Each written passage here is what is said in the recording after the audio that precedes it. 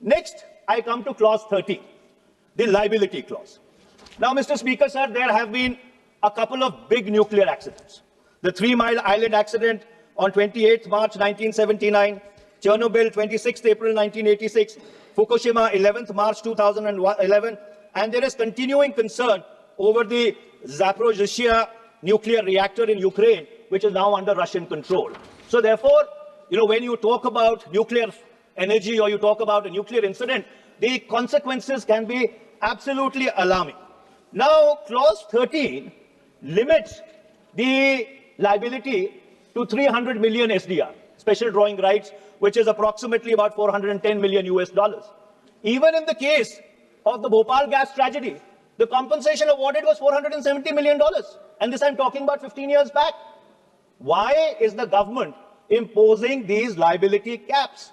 In fact, the liability should be at least 10,000 crores, irrespective of whether a reactor is 3,600 megawatt or a reactor is 100 megawatt, because, God forbid, if a nuclear incident takes place, the damage either ways can be catastrophic. So I have not understood this concept of a graded liability, and I would be very happy to be enlightened by the minister on this.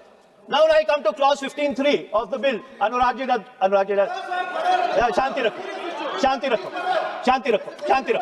Rakho. Now I come to clause 15.3 of the bill, Mr.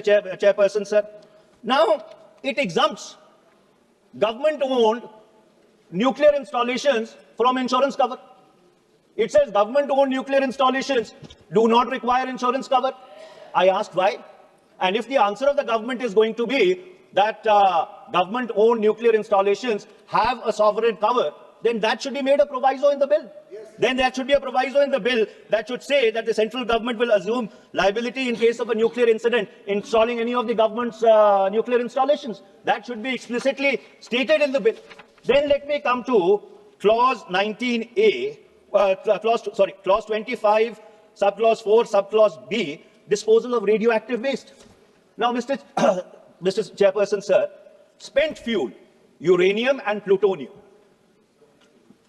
remains toxic for thousands and thousands of years.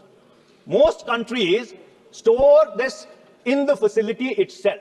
Now, this bill, except mentioning this fact, does not provide a robust framework as to how radioactive waste needs to be dealt with. It cannot be a function of delegated legislation, left to rules and regulations. This is a very serious issue. There has to be a schedule to the bill which explains as to how radioactive waste should be dealt with.